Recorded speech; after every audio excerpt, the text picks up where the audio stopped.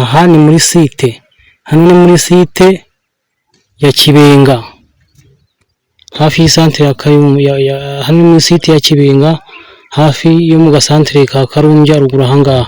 Aha hose mubona kuva ruguru hariya hose, ibi ni ibibanza byo muri site. Ikibanza kimwe $5,000,000 n'igice. Murabizi neza ko ikibanza kiba gifite 20x15, ubwo buso birumvikana neza ko ari metero kare 300. Ikibanza kimwe rero $5,000,000 n'igice mu kwigurira ibibanza.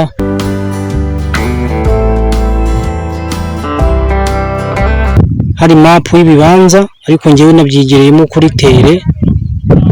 Site ni ingiye rwose, umuhanda nguyu, umuhanda principal uva mu isantere ya Karumbya ndetse unajya mu isantere ya Biryogo bya Mayange.